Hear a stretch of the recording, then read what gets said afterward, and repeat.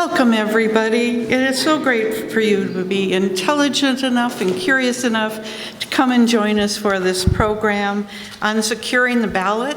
We are really fortunate here to have a recorder and a head of elections to help guide us through what's coming up in November, how the processes work, and everything that's going to happen. I think it'll be enjoyable and informative. First, every time a league speaks, we begin a meeting with this acknowledgement. We thank the Junior League for allowing us to use this meeting room, which sits on the unceded ancestral home of the indigenous people, including the Ho'okum, Tohono O'odham, and the Paschal Yaqui. We acknowledge and respect the indigenous communities who have stewarded this land for generations. It is our responsibility to recognize and acknowledge the people, culture, and history that make up the fabric of our community. This acknowledgement is part of the League of Women Voters of Greater Tucson's commitment to inclusion. Thank you. Okay. A little bit about the League of Women Voters.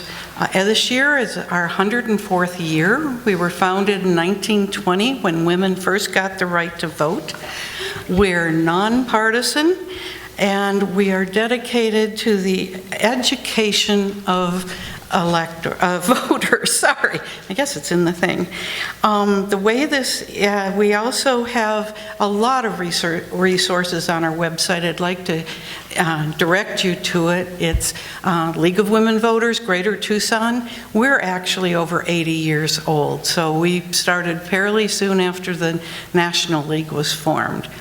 So if you go to our website, you can find out all sorts of information about the propositions, about what your ballot would look like, how you want to vote, all those kinds of things. And also, for your enjoyment, we have a back table that has a lot of voter information on the back for it if you would like to take some with you. I know I took some because helping with voting efforts at the college, and we have guidance on how to guide college students to voting.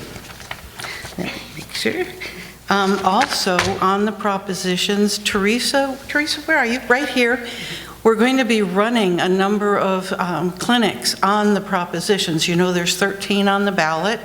They'll talk about it later, but for those of us in Pima County, our ballot's going to be 4 pages long. So you'll want to have some guidance on how to sit with it at your kitchen table. Talk with Teresa if you're interested in knowing about the 13 propositions. Also, if you'd like to become a member, we are grateful if you become a member. I think you'll really enjoy the experience. And I think the sign up for membership is also on the back table. So we've got everything right here for you. So I got the information, I got that. Wonderful. Okay, I think I touched it all. So now you can listen to somebody other than me. First, I want to introduce Dana Lewis. She is appointed recorder by Pima County Board of Supervisors with a unanimous vote. She's been there since August of 2022. I just found out she's not only the recorder, but she's also the elections official. Here in Pima County, we have a recorder and we have an election official who is Jeremy George, and he has served as deputy election director to Pima County since also August 2022, so they're both the same age. Prior to coming to Arizona, he worked for 7 years at the Elections Division of Louisiana's Secretary of State's office, so he brings a lot of experience with him. So also, if you notice, there were little cards on your chair and a pencil. We'll do questions after they have both spoken. If you do have a question, write it on the card, raise your hand, and one of our people will pick it up from you. And then right after they've done their presentations, we will get to the questions for them. Anything else for anybody? Oh. I wanted to make sure it was clear that Dana is from Pinal County. Oh, yes, Pinal. I'm sorry. Dana's from Pinal. Right, and that just puts maybe a little different emphasis on it, but I thought it might have been unclear to those who were in the audience, so I wanted to make the distinction there. Yes, it's an election year, so we can't have the recorder come speak because we're nonpartisan. So we're grateful enough that she came to talk to us about recorders and what they do. I will turn it over to you, Dana. Good morning. Thank you for having me. Like she said, my name is Dana Lewis. I am the appointed recorder in Pinal County.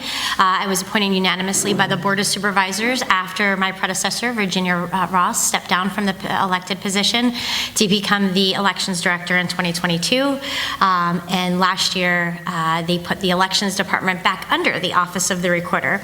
When we talk today, I will be talking from my role as the recorder, not as the elections director, because we're going to let Jeremy talk about the election stuff. I love my job. I believe that the ability to defend the constitutional right to vote is one of the biggest honors I've ever had in my life. I think Pinal County sometimes has some obstacles that some of the other counties do not have. One of the things is we are precinct-based. We are not vote centers, so ensuring that we constantly have that messaging out to voters that they must go to their appropriate voting location on election day. And that obstacle comes with the fact that we are sandwiched between Maricopa and Pima County. So that means that you guys have news stations out here and your own media, and so does Maricopa County, and Pinal County just doesn't rank yet. So making sure that I'm out at events like this, that I'm speaking to voters, that we've got a really large social media presence, and that my website is constantly up to date, ensuring that trusted information is going out to the voters. One of the things that happened this past year after an interesting 2022 in elections in Pinal County is the Board of Supervisors and county managers stepped up to the plate, and they understood we needed additional resources. If Pinal County was going to continue growing at the rate that we were, we had outgrown our spaces, and we needed the additional resources of staff to be able to keep executing great elections. One of the things they did was create the Pinal Votes Complex, and I'm going to show you a video about that because we brought Secretary Fontes on a tour.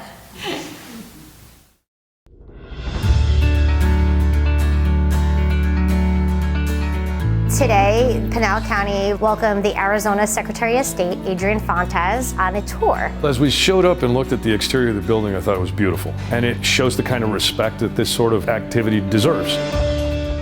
About 18 months ago, we were here with Secretary Fontes. He had come to tour Pinal County as the new Secretary of State. We were talking about the problems from historical elections, ways that we could fix said problems, and one of them was building this facility. And we were able to show him where we had just recently broken dirt. We were right outside. It was just graded dirt. We were looking at the plans, and now this. It's amazing. And so now to actually bring him back and him be able to tour the facility is quite an accomplishment. Welcome, Secretary Fontes, to the Pinal County Voter Operations Technology and Election Services Facility. This wing is the voter registration wing. That wing is the elections wing. We have voter registration, early voting, and of course the Avid room. A voter can come in here and choose to vote early in person. They would walk up to the desk here, they would receive their ballot, and then they could go vote in the early voting room. The viewing room, or the fishbowl as we call it, has always been a point of interest. The fishbowl really embodies what this entire activity is about. Opens to the casual citizen, to anybody who wants to come and see the entire process. I've always been a big advocate of transparency in these processes. The way that Pinal County designed the fishbowl and all the election activities that happen around the observer is really a testament to their dedication here in Florence to that kind of transparency. So I think they hit it out of the park with that. Not only do we have the ability to view when our ballots are coming in from the post or our ballot drop boxes, but also the signature verification and receiving process. When we transfer ballots to the elections department, we create that anonymity between a ballot and its affidavit, and then when those ballots then go to tabulation.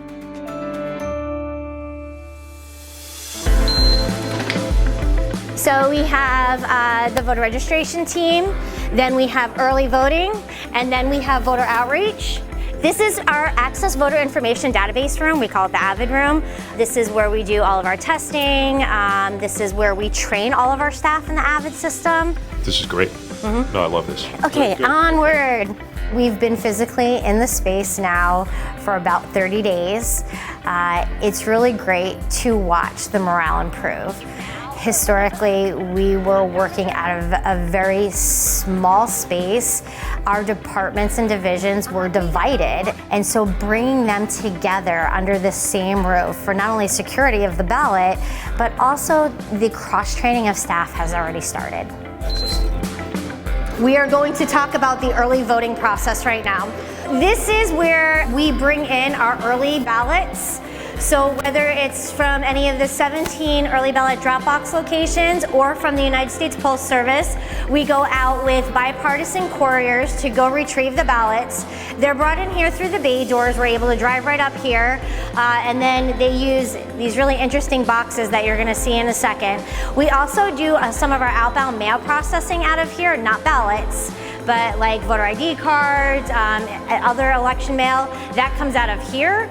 And these are Bessie and Bertha, our stuffers, because paper cuts suck. So we've got machines that do that now.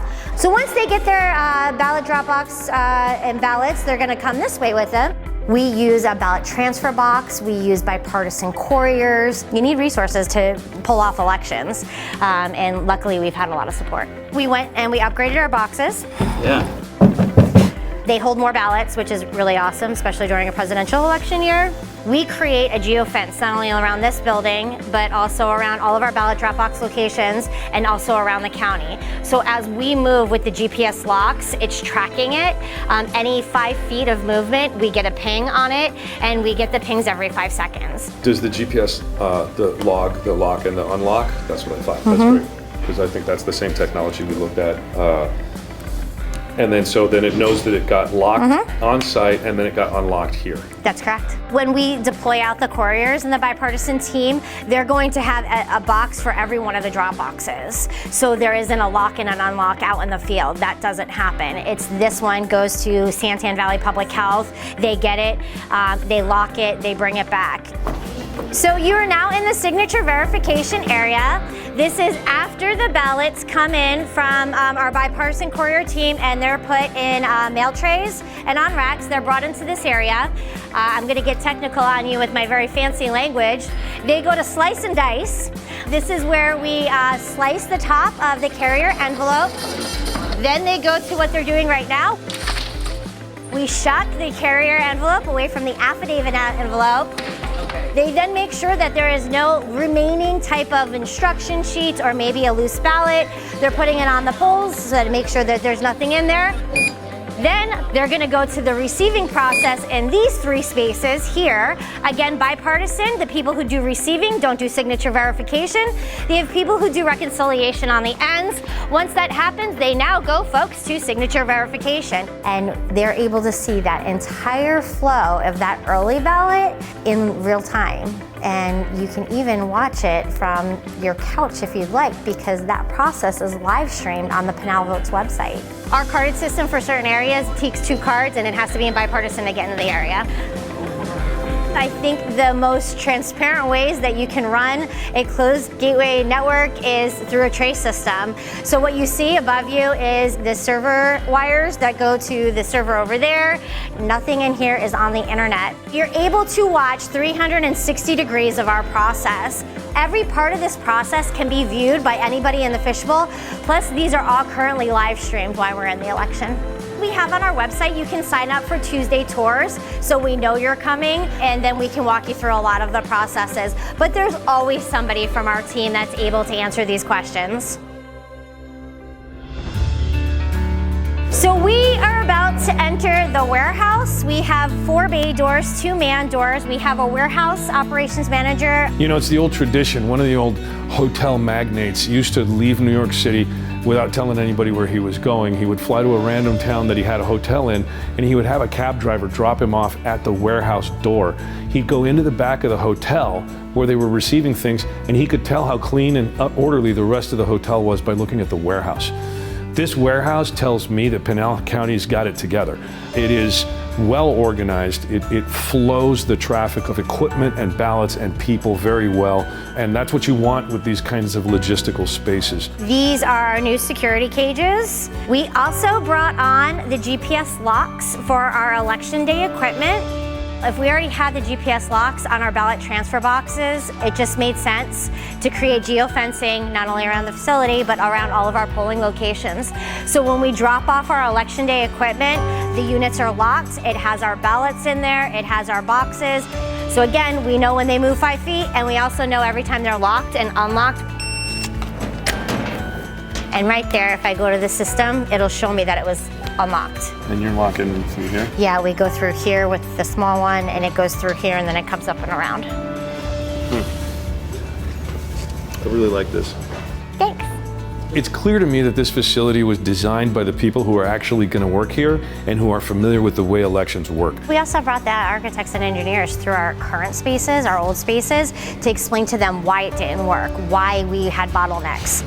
There's a real flow to the data and information, even if that information is a ballot envelope, where it goes, you know, from the moment that it drives into the warehouse facility space to where it gets unloaded, to where it gets screened, and through the processes all the way through. It's a very sort of organic movement into the space where the ballots ultimately reside in that vault. And so, to me, this just tells me that the entire leadership team, the recorder, the elections folks, and the Board of Supervisors came together with the professionals they hired and did this in such a quick and effective manner. I mean, this place ought to really be looked at as setting the national standard because it's a really, really great facility for this purpose.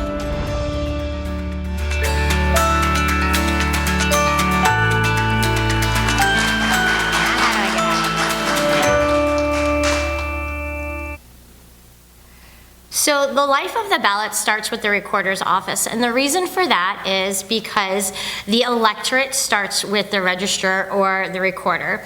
You register to vote with our offices, and I spoke earlier with somebody in the audience. If you're new to Arizona, I always encourage you to please reach out to wherever you move from and ensure that when you register to vote here that you have canceled your registration in your past state, especially if you received a ballot by mail. Yeah, see, that's good news, right? Because those are taxpayer dollars, and you know, if you're not there anymore and they don't know, they're gonna send that. So we wanna ensure that we, by cleaning up our voter rolls, that we're also helping other states clean up theirs. So again, if you've moved here, make sure you reach out to where you were if it's been in the last year. And then we update and maintain our voter registration information. If you have so inclined to vote early by mail, you will have selected to do that in the state of Arizona. We will send you your ballot for any election that you're able to vote in. When that ballot comes in through our process, after it's been mailed to you by our vendor, then we're gonna process it through this facility that you've seen. One of the interesting things that I don't think, excuse me, the video really explains is from signature verification, and that is how we prove the identification of a voter in Arizona that is voting by mail. Through signature verification, if by any chance there is some kind of anomaly there, it's not like that vote doesn't count. We reach out and we do a process called curing your ballot, and we reach out and we'll ask you some questions like, how did you vote? Where did you drop off your ballot? How did it get to me? Explain why maybe your signature is maturing, or why you forgot to sign your ballot. Or I know some people, you know, I know this is a nonpartisan space, but there's this funny thing that happens, like sometimes Republicans and Democrats get married and they swap ballots when they're sitting there talking about propositions. So it's during those processes that we go to what's called the cure. And then we take those ballots, we contact the voters, and we'll cure the ballot for voters. After that, then it goes to the ability to create anonymity of the ballot. So we're gonna remove your ballot away from your affidavit, and then from there, the elections department will take over that ballot. But all of this starts with the recorder's office because we manage that. If you're a Pinal County voter, I always encourage you to sign up with our social media, that you go to Pinal Votes. We named our building Pinal Votes for a reason, trying to do that branding, folks. So please feel free to reach out to us. You can always email me at recorder@pinal.gov. I answer my emails probably 3 times a day to make sure that we're not missing anything. And we're always working to involve people in the processes. At our website, you'll also see a lot of our election dates. Today, for those people who don't know, is the federal deadline for a uniform overseas citizen absentee voting act voter. So whether you are in space or if you're at the bottom of an ocean and you want to vote in America, we're going to make sure you get your ballot. And today is the deadline for us to do that. And because you are a UOCAVA voter, we get a little bit more time to work with you. So where early ballots for UOCAVA voters are going to at least go out today, they're also able to process those ballots up till election night at 7 p.m. through the FWAB and FAP program. In Pinal, our logic and accuracy testing is with the Secretary of State's office is October 3rd.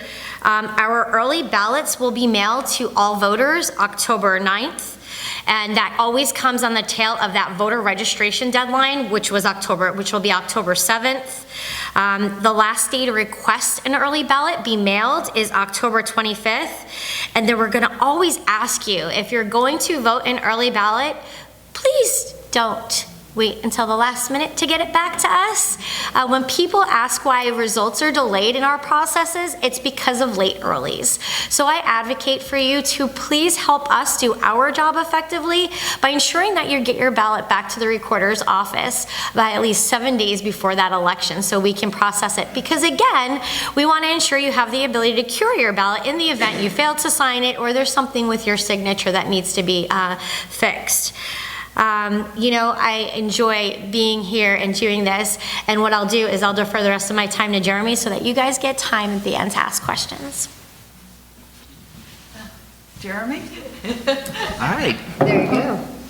Well, thank you. My name is Jeremy George. As she mentioned, I'm the Deputy Elections Director for Pima County.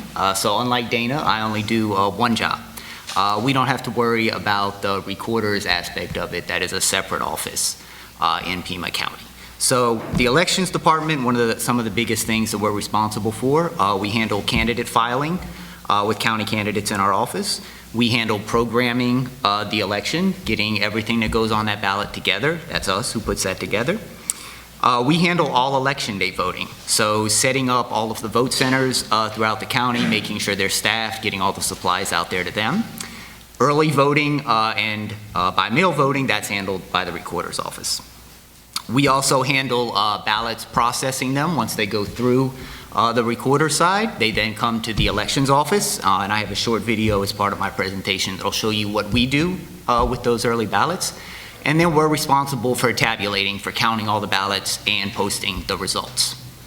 So we do a lot of other things, but those are the big things that the Elections Department does.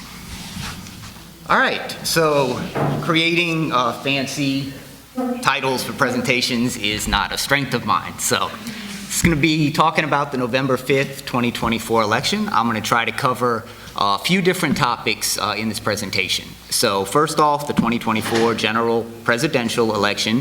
What's new? What are some of the challenges that we face in this election that are a little bit different than other elections? I'm going to talk about securing the ballot. Part of that is going to be showing you a video about the whole ballot process. When you turn in your early ballot, what happens with that? All the way up from when it gets back to the recorder up to when it gets counted. And then hopefully I'll be able to have time to talk a little bit about protecting voters and protecting election workers at the polls on election day. That is, again, as the Elections Department, that's our focus, election day voting at the polls. So we try to take every effort we can to make sure that poll workers as well as voters have a great experience on election day. So we'll talk about what we do to ensure that. And then, time permitting, we'll talk a little bit about what you can do if you want to become active in elections, the different jobs and opportunities that are available to you with the Elections Department. And if we don't have time for that, you can certainly talk to me after the fact and I can tell you about how to get involved. So the presidential election, if anybody did not know this, that is the election that is happening this November. I'm sure everybody is getting tons of mail, every other commercial, we see it and we know about it. But one of the big things about a presidential election is this is when everybody shows up to vote. And there's a lot of people who don't vote every 2 years, don't vote every election. This is the first time that they voted since 2020 or 2016. So Dana mentioned earlier that Pinal still uses precincts, Pima County uses vote centers. And we made that switch in 2022. So there are a lot of voters who are probably still not aware of that. So they may think that their old precinct-based polling place is still in existence, that that's where they still go vote on election day. So part of our push right now is still emphasizing that Pima County uses vote centers. We have the list of everywhere where you can go vote on election day posted on our website. It's going to go out with the sample ballot. We're trying to make sure everybody knows that. That's how you vote in Pima County. So it may make things more complicated for Dana, but we are trying to emphasize that. Another issue that you're going to have on election day voting especially is potentially longer lines, wait times. It's always a dangerous game to predict turnout in an election, but I can say pretty confidently that presidential elections always have the highest turnout. So we never know. Most people do vote early or by mail, but you never know how many people are going to come in on election day. And this could end up being a whole lot of people. That means a lot longer lines and possibly wait times at the vote centers. So we're making sure all of our vote centers are stocked with plenty of ballot stock, ballot paper, because the ballots are now printed on demand at the vote center. Make sure we have plenty of poll workers. We have backup printers. Every vote center gets at least 2 printers now. We're trying to make every effort we can to make sure that we get everybody in and out as quickly as possible. We've also increased the number of voting booths in many of these locations as well, because that's going to be the big holdup with this election. It is a big ballot, and we'll talk a little bit more about that. 34 plus candidate races in Pima County, including all of the judges. Depending on where you live, you might have a handful more. And the big deal is there are 13 or more propositions on the ballot. This takes up a lot of ballot real estate, and if you have not planned ahead, if you don't know what you're going to vote on, this can make for a very long experience for every voter. It could take anyone 20 or 30 minutes to vote. So one of the things that we're encouraging everybody to do is to make a plan. Whether you're voting early, whether you're voting by mail, whether you're voting in person on election day, make a plan. Get that sample ballot, fill it out. You can bring it in to the booth with you on election day, and then it's just copying over the ovals from what you already have. So make a plan, be prepared, and it'll make everything go a lot smoother on election day. So 2-card ballot. This is something that is brand new in Pima County. It's brand new for a lot of different counties throughout the state. Some people got lucky and do not have to do this, but for a lot of us, we are going to a 2-card ballot. So what does that mean? Everybody, as far as we can tell, I have not met anybody who had experienced a 2-card ballot in Pima County before. Every time that you voted your ballot, it's been 1 page. You'll have races on the front, you may have races on the back. We now have 2 cards. This doubles the amount of paper, of course, that goes in every envelope. It doubles the amount of paper that we have to process coming back. And it also means you have to know that you need to fill out everything on the front and the back of both cards. So that's another big push that we're trying to make sure everybody's aware of. It's a big ballot. It's 19 inches long and 4 pages in total, 2 cards front and back of both sides. So vote both cards, vote both sides. There's a lot of challenges with this. I won't get into all of them. A lot of them are internal with us. We're still looking at our processes. You can imagine when you go from 500,000 pieces of paper to 1 million, it makes things a lot more complicated. It can potentially lead to longer processing times, especially Dana mentioned with those late earlies, how long they take to process. Well, now all of these are going to be 2 pages instead of 1. So this could further lengthen the times when it comes to processing. Though, of course, we will make every effort to get everything counted as soon as we can. So this is an example of what the ballot looks like. The front page of the first card for everyone is going to look virtually identical. We were able to get all the candidate races on the front of that first card. There's a handful of precincts that might have, I think, a fire district race that'll go to the back of that first card. But by and large, that's what your first card looks like, and then you have all of those propositions going on the back of the first and on the second card. So make a plan. Know how you're going to vote, especially if you go in on election day, and be prepared.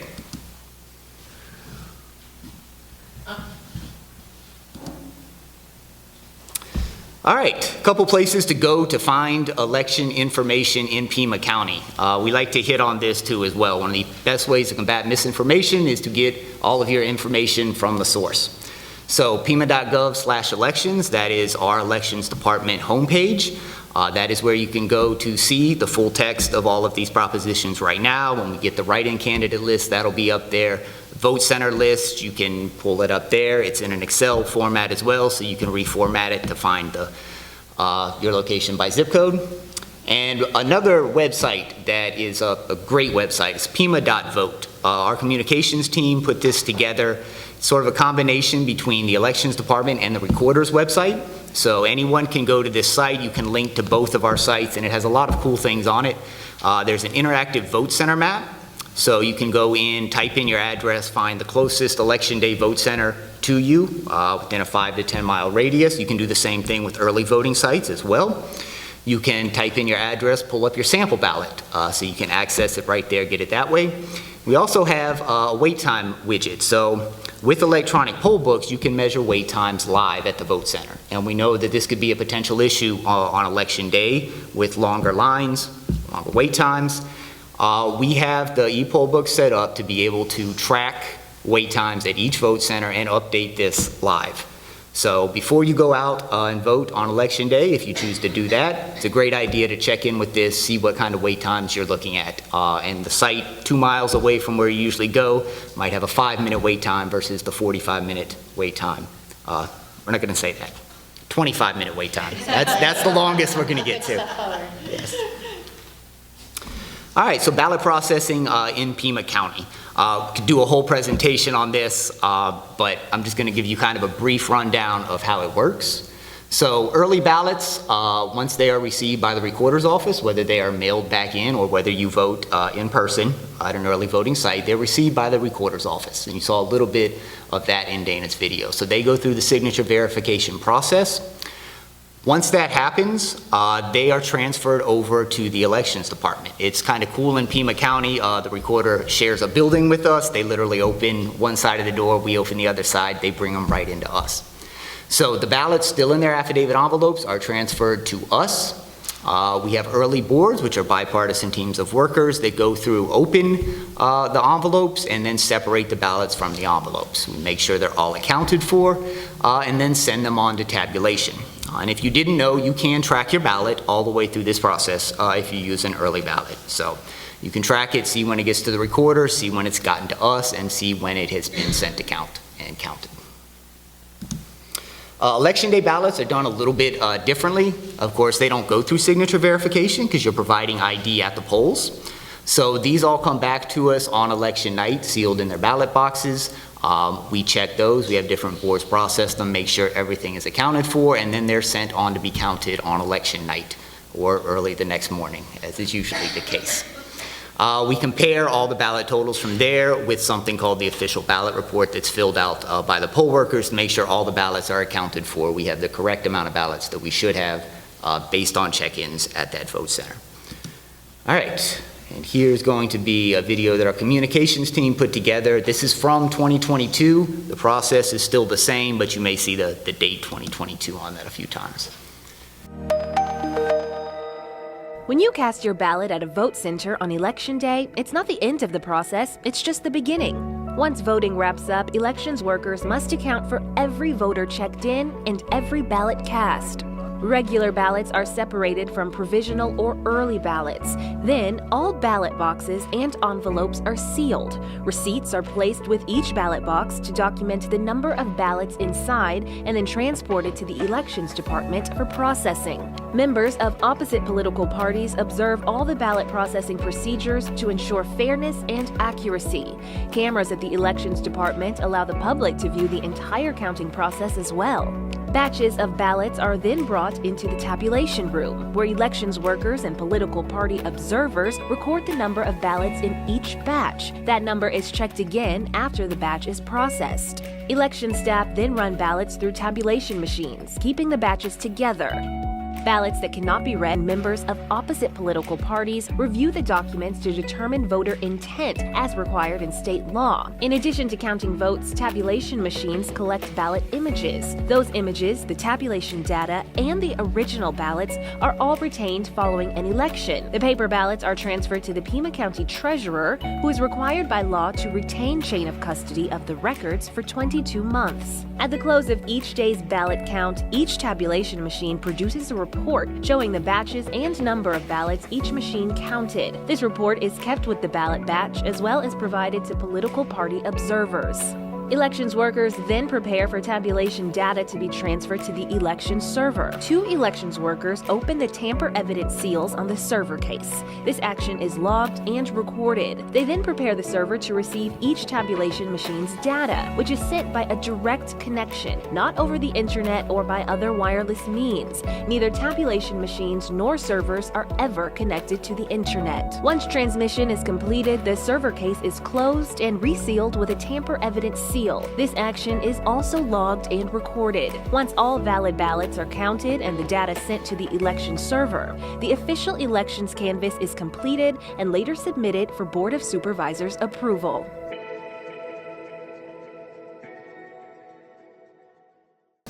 All right, so let's hit protecting voters and election workers. I'll talk pretty briefly about this, and then I think we'll be out of time and it'll be up for questions. So, a couple things I want to note about voters as well as election workers on election day. There are legal protections for you. Voter intimidation, voter harassment are crimes. They're crimes anywhere, but they're certainly crimes on election day at the vote centers. So this should never be happening. One of the best ways to protect against this is the 75-foot zone that surrounds every voting center on election day.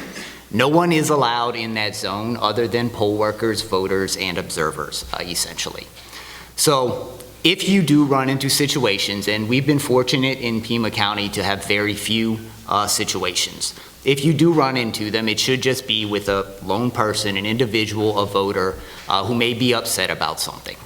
And we spend a lot of time training our poll workers, particularly our inspectors and marshals, so who are kind of in charge of overseeing this aspect of the vote center, on how to deal with potentially negative situations. No firearms are allowed at polling locations. Make sure everybody knows that. We talked about that 75-foot zone. There should be no electioneering, no campaigning in that zone. So this is another way that when people go in to vote, they should have a safe experience. They should not have to worry about anybody trying to convince them to vote for somebody else. They certainly should not have to worry about anyone trying to intimidate them. No media, and once you have voted, you need to leave the vote center. So training, we focus with our inspectors and marshals on a few specific things that we emphasize with them. A couple of these things are situational awareness, being aware of what's going on around you at the vote center. So the marshal, that's the title of the position, they sort of act as the sheriff of the vote center. They're gonna spend a lot of time walking around on the outside on that perimeter, keeping an eye on everything going on, making sure that everybody out there with their campaign signs is staying outside of that 75-foot zone, making sure that you're not seeing anybody trying to harass voters, trying to interfere with the election. Inspectors are trained on that as well, and conflict resolution. You can stop a lot of situations before they start. We talk about the CLARA method, remaining calm when you're dealing with people, listening to their concerns. And we go through some exercises in inspector and marshal training with them, practicing with each other. And just being part of this, I've been very impressed at seeing how our inspectors and marshals know and understand how to work with people. So we've been fortunate not to run into a ton of negative situations in Pima County. This year, this election, we're also starting an additional training course for poll workers based on scenarios at the vote center. It's kind of a more fun class. We run through a bunch of different voters, a bunch of different scenarios, be it with observers, someone campaigning, electioneering within that zone. It gives all the poll workers in this situation a chance to experience that and be better prepared for election day. So one thing that we emphasize is we have an elections hotline, and that is always available for all of our poll workers, excuse me. anytime they run into a situation where they're uncomfortable with, they get on the phone with us. We've talked to the poll workers, we've talked to the voters, we can send someone out there if necessary.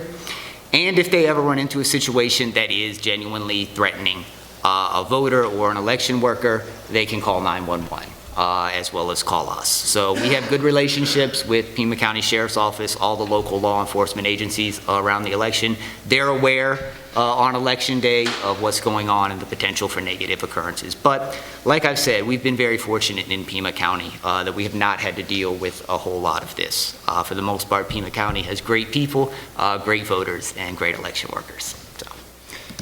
I think I am out of time, so I will go ahead and stop there. If you do have any questions about working in elections, feel free to talk to me afterwards. Thank you both. The presentations were great, and your video on the questions are indicating that they're really impressed with your new voting center.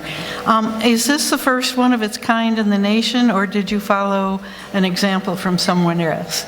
So one of the great experiences the last couple of years of my life is I was obtaining my certificate in elections and registration administration, my SARA, and I've been able to go to conferences and tour other facilities throughout the United States. What was really great is after doing this job for several years, identify what we needed in Pinal to be successful, but also kind of, we call it R&D, rip off and duplicate, what they're doing great in other areas across this nation. And so I was able to tour Portland, Oregon, places in Texas, I have friends in New Jersey, and we talk about all of what their processes look like and be able to bring that back to the architects and the engineers who are designing our building. And yeah, so they've told me, at least Secretary of State Fontes has been all over, and he said that this seems to be the state-of-the-art facility for election administration.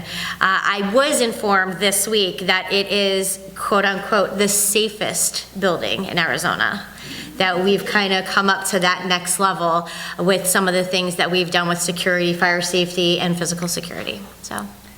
Jeremy, are you jealous? I am incredibly jealous. I've gotten a chance to go see their facility, and it is very impressive. It's also really cool because unlike a lot of elections buildings that are kind of repurposed into an elections building, you can tell that theirs is designed with a lot of these processes in mind, even how you go and exit from one area to another. And it's a beautiful facility. Yes, I'm very jealous. Well, and you brought up security. So there's a lot of questions about how are you maintaining security, and particularly with like drop boxes, avoiding intimidation, that kind of thing, and harassment. So if you both addressed, because we'd all like to know your Wonderful. In 2022, there was a documentary that talked about things at drop boxes. And what's really great in this world, we tend to be very forward thinking. We can pivot on a dime, and we live off of chaos and caffeine.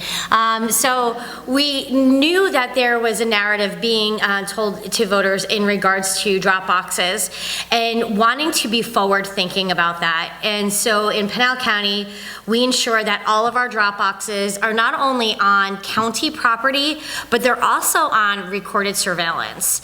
And we do that not for voters. Well, yes, I want voters to be feeling safe when they're dropping off their early ballot, but to let people know that there's not going to be any tomfoolery on our watch. And please don't try to do anything like that. There was a concern that people were going to try to posture at drop boxes because we know that on election day we have laws in regards to electioneering, and we have not yet seen anything negative come out of us having drop boxes on county property or on recorded surveillance. Actually, just the opposite. We are told many times from our voters how safe they feel utilizing our ballot drop boxes in Pinal County.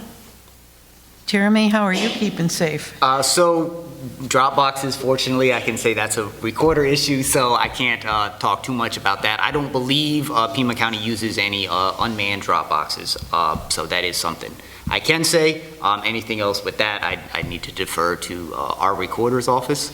But as far as safety at the vote centers, I talked a little bit about that already. I can certainly say in our facility, our elections department, we take a whole lot of steps making sure that that is a safe facility. The ballots are stored there and housed there during the weeks starting once we get ballots all the way up until a week or two after the election, or actually several weeks after the election. So you can't get in and out of our facility without a key card. We have numerous other areas of the building that you have to have special access to get into. So we think we have a pretty secure facility as well.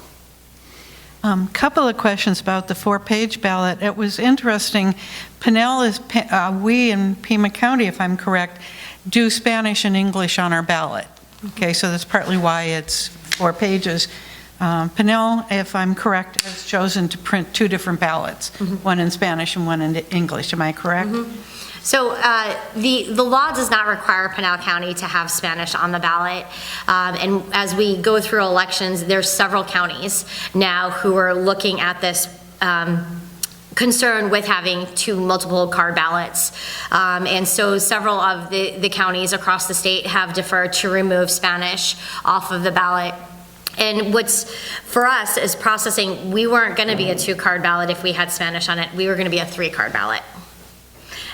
So we had more cities and towns and school districts, and we're gonna have items on the ballot, so that was gonna force us to a 3-card ballot. So making the decision to step to Spanish and English ballot. It's, in my opinion, it's no different than when somebody calls and they ask for a large print ballot. We can do that also. So if you are wanting a Spanish ballot, we're gonna send you a Spanish ballot, an early ballot, just like we can send you a large print ballot in Pinal County. Very good. Number of questions for you, Jeremy, because of the 4-page ballot. One is, we know that it doubles the paper. Do you have any feel for how it doubles the processing time? And with that, I have a question about, is there a limit on how long you can sit in the voting booth voting on this ballot? There is not. You can, wait until you are finished voting with your ballot, though there is, of course, limited voting booths just by the area of the building. So ideally, we would like everybody to come in there prepared with a plan and vote their ballot. So as far as how it's going to work for us with processing, we're still working through that.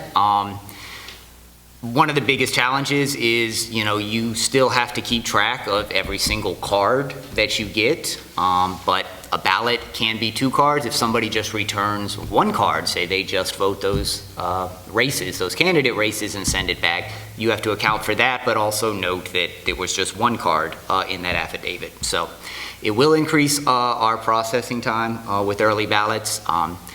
We're still working through the processes of how we're going to work through this, but we feel like we have a pretty good plan in place. It's just going to take more time. We've hired a lot more board workers, and we will see how it goes. There was also a question about how can you make sure the 2 pages stay together? Unfortunately, there's no way for, we've looked, we use different print vendors in Pinal than they do in Pima, and we've worked with vendors trying to figure out if there's a way we can, kind of keep them together, and there's not, because then it would become complicated when we go to tabulation. So, you don't want to staple them together, that would be bad, or, have even perforation on that. It would be too complicated once you get to the tabulation time of it. So it's an obstacle, because what will happen, kind of like what happens in those, bipartisan households, sometimes, you'll have a husband and a wife team will send 2 of 1 card in 1 envelope and 2 of the other card in the other envelope, and that creates some obstacles. So when you go to the multiple card ballots, it is very difficult for processing, and it does absolutely lengthen the time of processing for tabulation. Wow. Okay, into validating signatures, this fascinates me because as a retired banker, we spend our life verifying signatures. So talk them to the process of how and where they get the source to verify. And then also they are asking if your signature is changing because of Parkinson's or old age like me or whatever. should you be tromping on down and changing your signature periodically? Absolutely. These are such great questions. Thank you. So we, now it's in law. It used to be elections procedure manual, but now it's in law that shows that there are points to a signature that people don't realize. My name, obviously Dana Lewis, my D has character. Some people have said it kind of looks like the D from Disney. So it's got a big swoop on it. The spacing that we utilize when we are spacing our letters, the space between our first character and our second character, the space that we put between our first name and our last name, if we use our middle initial or don't use our middle initial, something as simple as how we cross our T's and we dot our I's, if we're an overhand writer or if we're an underhand writer, if we're a chopper. All of these things are part of the characteristics of our signature. We use known signatures from the registrant record. So every time you've received a 90-day notice, you've updated your voter registration, whether it be at the MVD or if it's been on a paper form. Any of those times that we've been able by law to capture that signature, it's put in your registrant record, which is the electronic database we were talking about in the video. So we take that wet signature that we receive on the affidavit, we physically compare that to the known signatures in your voter registration record. So we're comparing the spacing, the slant, the egress. Some people like to put tails on their A's. So we look at all of that. Also in the second part of the question is the maturity of a signature. Right now, voters that are coming out of the age between 18 and 25, we're not seeing a whole lot of cursive anymore, folks. And they don't do payroll signatures like we do. And so we're noticing that. And that means we're having to reach out to those voters a lot more. Knowing that we're going to have probably higher cures for this election means we added some additional staff to those processes. But then you get to that known signature or the mature signature. That's between the ages of 25 and say 60, where we've got that character, we've got that flair. We know we're going to put a little heart on that eye, and we know that. And they've done that for a good, consistent 20+ years. But then we have what's called the aging signature. As macular degeneration occurs, maybe there has been some dementia, maybe there has been a stroke. One of the most interesting calls I ever had in this process was calling a cura signature. It says there has been a noted change in the signature from just this last election. Can you talk me through what's going on?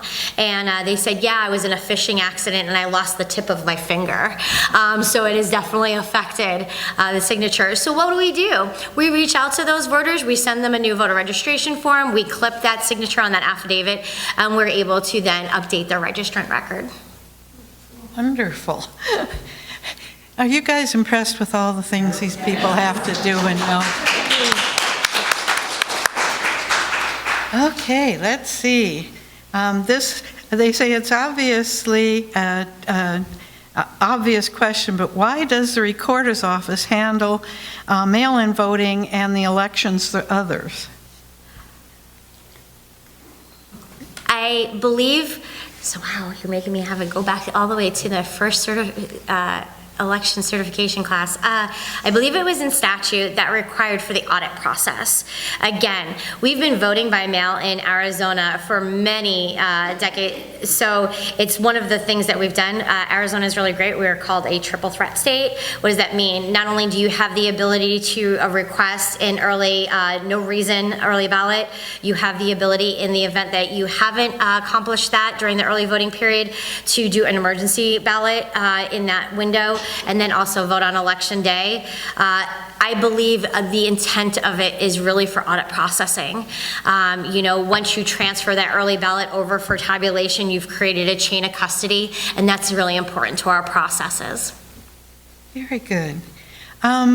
And I'm assuming on your website in Pinal County, it also shows where drop boxes are going to be? Absolutely. Not only will you find on the Pinal Votes website where our drop boxes are throughout the county, you're also going to find where the places are to go vote early in person.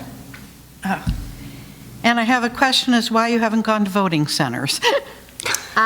So that is not the responsibility of the recorder or elections director. That falls under the Board of Supervisors. Are any of you people here today? No? That is not something that the recorder or elections director has the ability to do. We have over 300,000 registrants in Pinal County.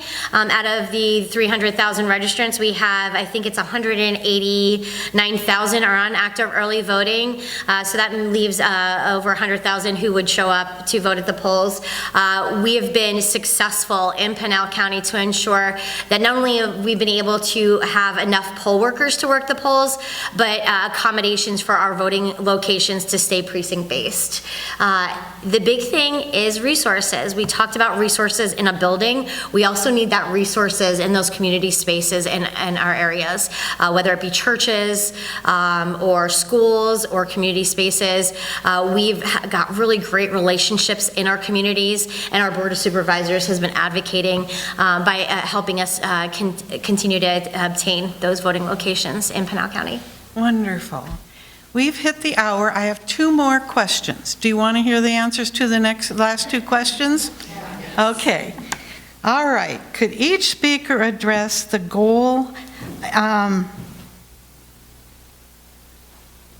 what about AI affecting elections? Wow. So going into 2024, you always are watching, going into a presidential election, what the next thing is going to be. As a person that is, running elections and the recorder's office, the concern is our teams know where their information is supposed to be coming from. They understand we have contingency operations plans. We are ensuring that we're safeguarding the bodies of the personnel, whether it be a voter or a poll worker at our locations, either in-person early voting or on election day. But the tomfoolery that can occur when somebody knows my voice and they take my voice or they take my image and they manipulate that to get information to poll workers or to staff. It is a major concern. We specifically do tabletop exercises with our staff to ensure that they, one, know who I am and know who the officials are who are administering their elections, and to know that in the event that they were to receive a message from me, whether it be during in-person early voting or on election day, that we are going to make sure that 2 other touches are going to happen with those poll workers to ensure that they have not been duped because of artificial intelligence.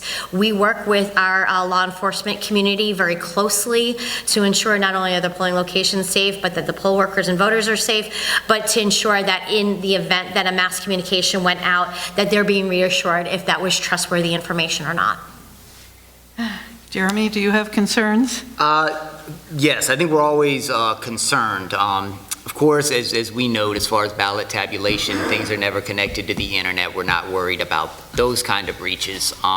She mentioned it with staffing and things like that. The other thing that, of course, makes us a little bit nervous is with regards to disinformation and the use of AI to spread false information out there on the internet, through social media, through all of these different avenues. So that's why one of the biggest things that we advocate all the time is get your information. You see something out there that's posted, go to the source, go to the pima.gov/elections website, go to the Arizona Secretary of State's website, and see what you're seeing there. What you're getting from those sites is going to be accurate, so don't just trust everything on the internet. Mm-hmm. And the last question is from the national news. With almost 8 million active voters in Georgia, how does counting all the ballots on one night going to work? By hand. It's not. I can certainly not in one night. I would say this, I don't know if any of you may have participated in our hand count audit or maybe know some people who have. So after every election, we conduct a hand count audit of the ballots to verify that the machines are counting all of the votes accurately. This is done with just a very tiny portion of the ballots and a very small portion, just a handful of races off of that. And it can take several hours to go through that. So I would say to anybody interested, in hearing about hand counts and seeing this kind of stuff on the news, you can sign up with your party if you're a Democrat or a Republican, try to come work one of the hand count audits. You'll get a feel for how labor intensive this is and how complicated it is. So that would be my answer for that. And to piggyback off of that, we're talking about securing the ballot. There are so many levels to doing that, whether it be through signature verification, maintaining voter registration rolls, but even the thing, if obviously a tabulator is, everybody remember in high school filling out those standardized tests with the little ovals? That's all a tabulator is. It's a giant Scantron. And so that's what that does. But again, it's a piece of equipment. Logic and accuracy testing in the state of Arizona is profound. Not only we certify equipment from the federal level, but also at the state level. So we show that all of our test ballots are working, that we've run a test election, and that what the known results are of that test are what the machines are tabulating. Then you go through election day. It's going to be tough enough tabulating everything election night, but then you go to the hand count audit, which audits a percentage of that to ensure that the tabulation machines are accurate, known to the known results. So we have these checks and balances in place, folks, to ensure this happens.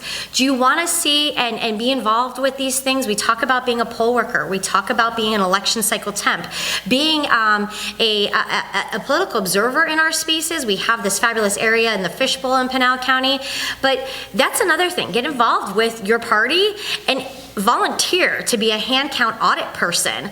We have in Pima, you've got what, 43 contests on your ballot? Up to that, Yeah, I mean, again, we've got 4 pages of ballots. To be able to successfully, do that in that amount of time, I'm concerned about the weariness of the process, and I'm concerned about the people who are going to be there doing that. Always, as election officials in the state of Arizona, we want to make sure our processes are free, fair, legal, accurate, safe, and secure, but we also care about the people that are doing them. So, we'll continue to work through this and watch what's happening on the national spectrum. You feel better? I feel better.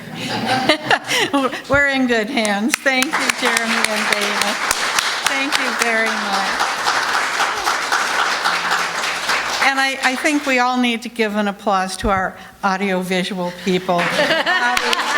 Jeremy, thank you so much. And for all the volunteers that put these informative things together, let's give them all another hand. And thank you guys for really caring enough to figure out the best way to vote and to spread the message that it's safe and sound in the hands of these wonderful people. So thank you, audience, for being here. And have a good rest of your day.